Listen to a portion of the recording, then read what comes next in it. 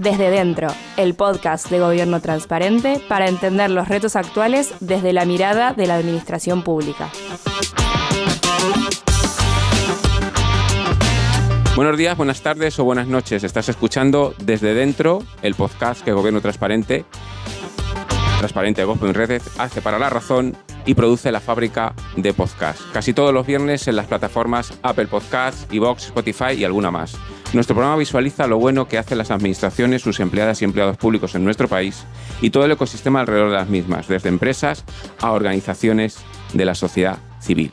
Y hoy tenemos a Amalio Rey, consultor en Emotools y en su blog muy conocido sobre inteligencia colectiva y en amaliorey.com, que nos va a presentar su segundo libro. Bueno, Amalio, buenos días, buenas tardes o buenas noches. Hoy buenos días desde la sala IPCID del CENIS, pero cuando nos quieran escuchar, ya veremos. Muy buenos días, Rafa, y gracias por hacer de anfitrión en el Congreso para que tengamos esta conversación. Bueno, es la primera vez que hacemos el podcast desde el CENIS. Otras veces, en otras ocasiones, pues hemos hecho otro tipo de dinámicas en mesas. De hecho, ahora en un ratito Iván va a presentar, junto con la responsable del área de transparencia del Banco de España, pues también una iniciativa muy, muy interesante sobre mejora de transparencia, del portal de transparencia del Banco de España. Pero hoy estamos con Amalio Rey, que ha hecho, bueno, creo que ya podemos decir que es la evolución o la segunda parte de tu primer libro sobre inteligencia colectiva. Esto ya es una saga. ¿Por qué este segundo libro? ¿Te quedaste con algo desde el primero? Sí, mira, bueno, empecemos. Bueno, he pasado aunque esto no pegue en el podcast porque es presencial, pero estoy dejando un ejemplar del libro que rote para que lo veáis cómo es. A ver, sabéis, yo publiqué un libro en el 2022 que se llamaba El libro de la inteligencia colectiva, que fue el primero de esto que llamas tú la saga. Y en este primer libro yo me centré en el qué es la inteligencia colectiva y por qué. Esa era básicamente la línea central del libro. Y me quedó pendiente el cómo. Tenía una deuda con explicar cómo. Yo estaba defendiendo que era importante que se impulsara la inteligencia colectiva, pero tenía que explicar cómo hacerlo. Y entonces me centré en este segundo libro, en el cómo. Una cosa que he aprendido de primero al segundo es a escribir libros más rápido. Sí. ¿Cuándo te costó el primero? 10 años. 10 años estuve investigando en el primer libro. 10 años, además, hice una investigación en la que participaron 115 personas. 115 personas. Uh-huh. Debe ser el proyecto, como consultor, es el proyecto financieramente más ruinoso que he tenido en mi vida.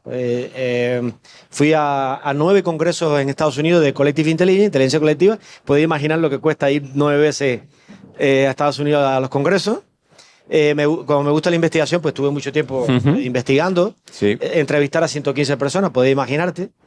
Fueron 10 años, entonces ya dije, no, esto no se puede volver a repetir. Y en este lo he hecho en 2 años. Y el próximo, tengo un factor multiplicador o divisor de 5. El próximo tengo que hacerlo en 4 meses. Bueno, así. Eficiencia total. Entonces, bueno, este libro es el cómo. Y tiene un formato más de manual. Mientras que el libro anterior era más ensayo, este libro es un manual.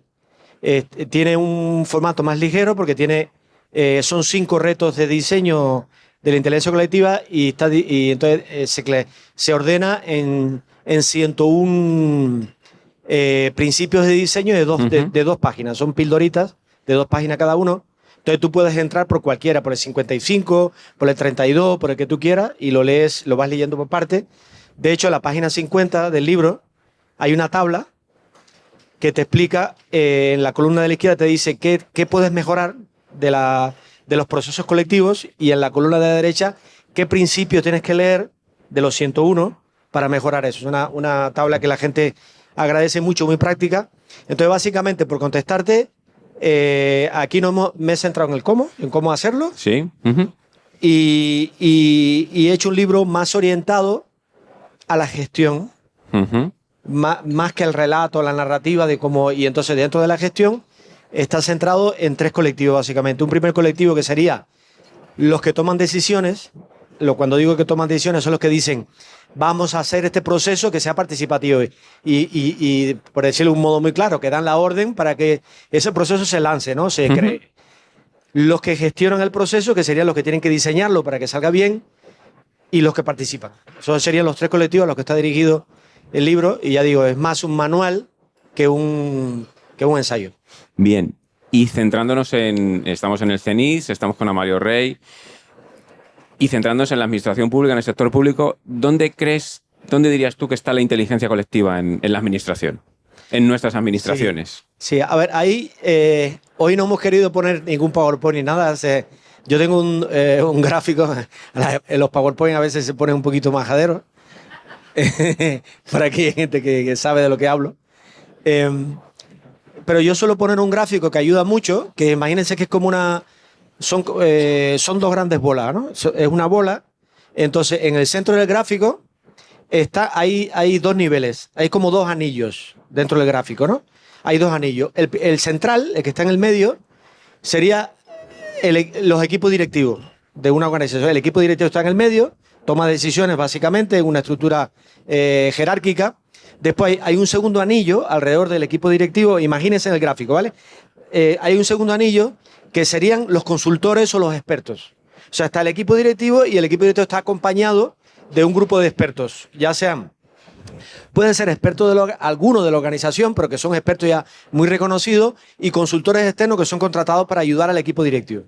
Esas 2 capas de las que yo he hablado en el dibujo no son todavía participación, ¿vale?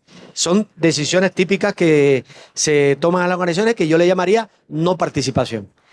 Entonces ahí trazamos, cuando termina el segundo anillo que he dicho, trazamos una línea roja gorda, bien gorda, que sería donde termina el primer globo. Entonces si tú saltas esa línea, ya empieza a haber participación. Entonces los 2 anillos que vienen fuera de ese globo rojo, el primero sería todas las personas que trabajan dentro de la organización, que no son ni expertos reconocidos, ni son jefes o jefas, ¿vale? Ese sería el primer anillo que está fuera, y después hay un segundo anillo fuera del globo rojo, que sería los ciudadanos, o sea, los usuarios finales para los que prestamos servicio. Entonces, lo que yo planteo es que hablo de 2 mundos, o de 3 mundos realmente. Un primer mundo sería el modelo tradicional, que es dentro del globo, que sería equipo directivo con los expertos apoyando en todas las decisiones. Hay un segundo modelo que integra el anillo exterior, el exterior, que es ciudadanía, que es lo que nosotros llamamos participación ciudadana, que eso está muy de moda, laboratorio ciudadano, etcétera, etcétera. Pero contestando tu pregunta, hay un anillo intermedio que es el agujero negro. O sea, cuando saltas el globo rojo y empiezas a practicar procesos participativos, que abres el ancho de banda y ya empiezas a escuchar a personas que no son ni los expertos ni los consultores, vamos directamente a la ciudadanía y nos saltamos al anillo intermedio. Entonces mi tesis, lo que yo insisto mucho, es que ese anillo, si ese anillo intermedio no se activa, va a ser un fracaso. O sea, si nosotros no empezamos a trabajar, a hacer inteligencia colectiva con el personal interno de la administración pública, si ese anillo intermedio no se activa, el anillo posterior va a funcionar mal. ¿Por qué? Porque el anillo intermedio es la correa transmisora, es la que lleva las ideas del equipo directivo al final. Y ese anillo intermedio, si no está entrenado, si no está musculado en procesos participativos y de inteligencia colectiva internos, ¿cómo decirlo? No cuela. O sea, cuando va la ciudadanía o cuando va al usuario final, se le nota que no ha vivido eso internamente. No ha musculado esas capacidades. Y entonces es muy importante que la muscule, que la practique. Sin embargo, si dentro de la organización de administración pública hay procesos participativos donde el talento interno, que hay un talento totalmente desaprovechado, al que no se le escucha, porque sabes que ahí hay un tema de la voz política y la voz técnica, que no siempre tienen una conversación fluida. Hay una cierta arrogancia a veces de no escuchar a la parte técnica. Entonces, hay muchísima gente en ese anillo intermedio que no está siendo aprovechado, que no está siendo entrenado, que no está siendo utilizado ese talento. Y entonces, ¿qué está pasando? Que estamos llegando al usuario final con iniciativas de participación ciudadana que a veces suenan falsas. Y después, y para colmo, si ese anillo intermedio no está entrenado, ¿qué va a pasar? Cuando vengan las propuestas del anillo exterior a la organización, ese anillo intermedio no es esponjoso. No está preparado para la escucha activa, porque no lo ha entrenado internamente. Entonces, para mí, por resumir tu pregunta, sí, la gran asignatura pendiente que está descuidada hoy en día es impulsar la inteligencia colectiva y la participación dentro de la administración pública. Yo no digo que no haya que atender la otra. Lo que pasa es que la otra, la del anillo exterior, tiene rédito electoral. Y esa se está atendiendo más porque tiene rédito electoral, pero hacer inteligencia colectiva dentro de la organización no interesa a nadie. Estás hablando al final... Estoy exagerando, ¿vale? No quiero interesar. Amalio, estás hablando al final de una gestión de personas o de un despertar de esa gestión de recursos humanos con la inteligencia colectiva. Exacto.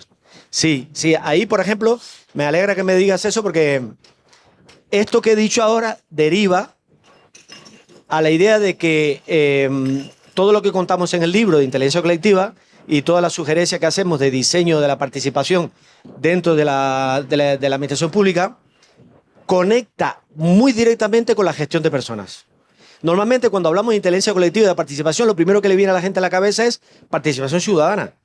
Y inmediatamente se fijan en el director o la directora de participación, el área de participación. A que sí, es lo que conectamos habitualmente con eso. Pero nadie se pone a pensar que todo este conocimiento donde hay que empezar a aplicarlo es en las políticas de gestión de personas.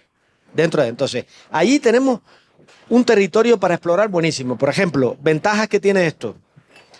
Lo del talento desaprovechado. ¿Cuántas veces nos pasa que se publican normas, todo lo que hacemos en la administración pública de elaboración de normas o elaboración de convocatorias de subvenciones, todo lo que tenemos que diseñar internamente, que cuando salen, después tenemos que estar constantemente parcheándolas, parches y parches y parches, porque en la realidad, cuando eso se confronta a la realidad, aparecen un montón de cosas que no han sido previstas cuando fueron diseñadas. ¿Cuál es la razón de esto? Porque la estamos diseñando. No es lo mismo que una norma o que un proyecto lo diseñen 5 personas encerradas en un despacho a que participen 100 personas con la enorme diversidad cognitiva que puede haber entre 100 personas, cada persona con una vivencia diferente, cada persona ve cosas distintas porque han tenido experiencias distintas. Entonces, por la famosa ley de Linus, que dice que mucha gente observando un problema hacen que el error se detecte siempre. Entonces, no se aprovecha la diversidad cognitiva, a más gente participa, hay menos zonas ciegas, puntos ciegos, y hace que la norma o que el diseño, cuando salga, no haya que parcharlo después. Y hay otra gran ventaja que no se aprovecha, que tiene que ver también con la gestión de personas, y es que si yo participo en el diseño, lo hago mío, me lo apropio y me implico más en su implementación. En términos prácticos, en términos de eficiencia, si la gente participa, el coste de implementación baja, se desploma, porque lo hago mío, yo me lo apropio y eso es muy importante. No es lo mismo que caiga como un ovni una decisión que ha venido mayoritariamente de unos expertos o de unos consultores, yo soy consultor, que no se sabe bien cómo se eligen, a que yo me sienta implicado y yo haya participado. Entonces yo creo que el tema de la apropiación, el tema de minimizar zonas ciegas, el de aprovechar la diversidad cognitiva, son todos elementos que impactan, por ejemplo, en gestión de personas. Termino ahí, el relevo, por ejemplo, retos de gestión de personas que se podrían beneficiar de inteligencia colectiva, que yo lo estoy trabajando. Relevo generacional, por ejemplo, que eso es muy importante. Gestión del conocimiento. Gestión de conocimiento son proyectos que si no son colectivos no funcionan. Sí. Implantación del teletrabajo, que tienen que ser proyectos donde hay que poner de acuerdo un montón de gente, un montón de intereses que a veces están en conflicto. Sí. Diseño de procedimientos internos, donde hay que conectar, porque ahí hay muchas interdependencias entre diferentes equipos que no se ven. Y entonces yo creo que es fundamental. En relevo generacional, por ejemplo, sí, se habla mucho de... El relevo generacional se conecta con la transferencia de conocimiento, ¿no? Y con la gestión del conocimiento. Es un reto, entre otras cosas, de gestión del conocimiento. Y entonces se habla mucho, por ejemplo, de, que esto es un déficit que yo veo, de cómo hacemos para que las personas que se van le transmitan conocimiento a las personas que llegan, ¿no? Y ese es un gran objetivo. Yo diría que es el 90% o el 95% de los objetivos de los proyectos de gestión de conocimiento que están aplicados al relevo generacional. Pero hay un elemento que se descuida en relevo generacional. Sí.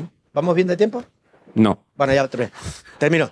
Pero hay un elemento que se descuida, que yo insisto mucho en esto, y es, en relevo generacional hablamos muy poco, y deberíamos hablar más, de aprovechar el personal que llega nuevo como agente del cambio. Queremos que el personal que llega nuevo aprenda de los que se van, cuando a veces mejor que no aprendan. Claro. Entonces son gente nueva que viene con idea fresca. Entonces, ¿cómo haces con una persona que llega nueva a un entorno que desconoce y que se siente, no digo que hostil, pero se siente... Hay que juntarlas, hay que hacer un proyecto colectivo con la gente que llega nueva para que se dé energía y pueda superar las resistencias que ya están muy consolidadas. Es un proyecto colectivo, por ejemplo. Perfecto. Oye, hablas de patologías participativas. Sí. Y has hecho una taxonomía, muy brevemente. Sí. Bueno, este es un elemento que marca mucho este libro. Este libro, creo que, bueno, la gente me lo ha dicho, que la gran virtud que tiene este libro, el segundo, comparado con el primero, es que yo me di cuenta con el primero que había muchas resistencias hacia impulsar procesos colectivos dentro de la administración y dentro de las organizaciones. Entonces me di cuenta que eso, que tenía que ser honesto, y yo me daba cuenta que había razones sensatas para poner en duda la eficacia de la participación. Reconozco que la participación a veces es difícil. Entonces paré la investigación y me dediqué mucho tiempo a estudiar fallos de la participación. ¿En qué fallan los procesos? La gestión de la participación. Hice un estudio y llegué a una taxonomía de 9 patologías de la participación. He identificado 9 cosas en las que falla la participación. Entonces, a partir de identificar esas 9 patologías, las 101 píldoras de principios de diseño de la participación son soluciones de diseño para esos 9 fallos. Está basado ahí. Entonces, pues, voy a poner 2 ejemplos rápidos de patología. El primero sería una que seguro que os suena bastante, que es apatía participativa. Lanzamos los proyectos y resulta que la ratio de participación es bajísima. Viene muy poca gente. Claro, con una ratio de participación baja, el proyecto carece de legitimidad, porque decimos, si aquí han venido 4 gatos, pues no podemos decir que la muestra esta te esté dando unas conclusiones que sean representativas. ¿Cómo resuelve la apatía participativa? Hay soluciones de diseño. Dale. Y el segundo que voy a poner, de los 9, es ineficiencia. Los procesos participativos son horrorosamente lentos e ineficientes. Normalmente son más lentos que los procesos jerárquicos, eso es así, porque no es lo mismo que un orden y mando, pero están tan mal diseñados que la gente termina tan agotada en los procesos participativos y con tal desgaste que ¿saben lo que pasa? Se produce un efecto rebote, que le llamo yo, que dicen al final que venga un jefe. Wow. Y es porque no porque seamos malos por defecto, sino porque no lo diseñamos bien. Entonces, en el libro hay un montón de propuestas de cómo hacer que estos procesos participativos sean más eficientes. Hay que comprar el libro clarísimamente. Oye, 3 claves de diseño muy rápidas. Sí. Y algunos ejemplos prácticos. A ver, 3 claves de diseño. La primera, vosotros habéis participado en proyectos que son colectivos, ¿no? Por ejemplo, los talleres donde la gente viene, se pone a trabajar en proyectos y al final sale con unas conclusiones. El dibujo que podríamos hacer para describir esto es una especie de rombo, ¿no? Esto lo conocéis bien los que dedicáis a la formación. La primera parte del rombo sería la fase divergente y la segunda fase sería la fase convergente. En la fase divergente hacemos lluvia de ideas, lanzamos ideas y hay un momento que para aquello y viene la fase convergente que tenemos que ponernos de acuerdo a partir de todas esas ideas que están. Bueno, ese festival de post-it que le llamo yo es abrumador. Es abrumador. Festival de post-it, bueno. Sí, entonces en ese festival de post-it vamos a suponer que tenemos un taller de 8 horas, ¿vale? Y desafortunadamente, como la fase divergente es buen rollista, es muy divertida, nos la pasamos muy bien. De las 8 horas dedicamos 6, ¿vale? Y tenemos entonces la pantalla repleta de post-it, aquello, y entonces las últimas 2 horas la dedicamos a la fase convergente, que es la más importante, que es de todo lo que hemos hecho, qué síntesis hacemos de esto y qué nos llevamos de aquí. Bueno, yo, si tuviera que dibujar el rombo sería alargadísimo en la apertura y cerradísimo, súper corto en la convergencia. Y para colmo, como la parte de convergente viene después de la divergente, ya estamos cansados. Despachamos en 2 horas la fase convergente y un montón de cosas buenísimas que han salido en el proceso previo se terminan descuidando absolutamente y no se usan. Claro. Entonces, yo defiendo la idea. He querido traer un ejemplo práctico muy sencillito de los talleres. Nunca en un mismo taller, nunca unan las 2 fases. Porque evidentemente la convergente no se puede hacer primero que la divergente, primero vais a hacer la divergente y entonces cuando lleguéis a la convergente vais a estar cansados y cansadas y se va a perder mucho conocimiento. Hay que separarlo temporalmente. El primer día la divergente y el segundo día la convergente. La gente cuando llega al otro día, llega fresca y todo ese conocimiento pues, lo puede agrupar, entonces, la síntesis colectiva, que es un tema absolutamente descuidado, hay que trabajarlo. Y, perdona, el segundo ejemplo que quiero, de otro de diseño, tiene que ver con la enorme dificultad que tenemos en la administración pública y en las organizaciones grandes yo esto le llamo diseñar para la emergencia. La emergencia no entendida como ¿cómo se llama? La ambulancia, sino la emergencia de dar posibilidades a que emerjan los efectos emergentes. En la administración pública hay que impulsar la cultura del prototipado. Hay que experimentar muchísimo más, hay que abrir espacios para que las cosas sucedan, no hay que pretender reglamentarlo todo. Entonces yo creo que en el diseño dedicamos una parte grande del libro a cómo se puede diseñar espacios para dejar, como digo yo, cabos sueltos. No quererlo amarrar todo, sino dejar cabos sueltos para que el talento se abra a través de esos espacios. Y la última, que nos está esperando la siguiente ponencia, que además os recomiendo que os quedéis porque es un proyecto súper chulo del Banco de España. ¿Qué le dirías a ese directivo público que quiere hacer inteligencia colectiva, pero no se atreve, que ha leído algo de ti, que te ha seguido en ameliorrey.com, pero tiene que dar el paso? Bueno, yo lo primero que digo es que me llame. Bueno, que se compre el libro, si quiere. Y yo voy allí y, bueno, si se lo tengo que leer, se lo leo y pues le cobraré la hora, evidentemente. No, que me llamen, que lean el blog. Yo tengo muchas cosas publicadas, pero bueno, aparte de eso.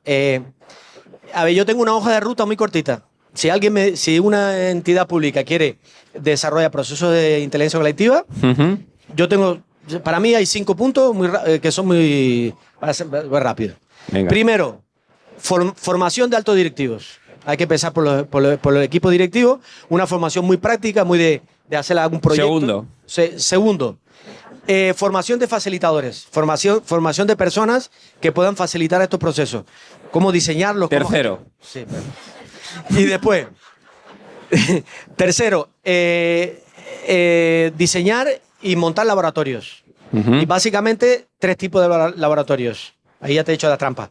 3 tipos de laboratorios, muy rápido. El primero, de aprendizaje, que son laboratorios donde tú lo que haces... Esto es importante, los 3 laboratorios hay que diferenciarlos muy bien, porque no tienen nada que ver uno con el otro. Venga, los 3. Y los confundimos.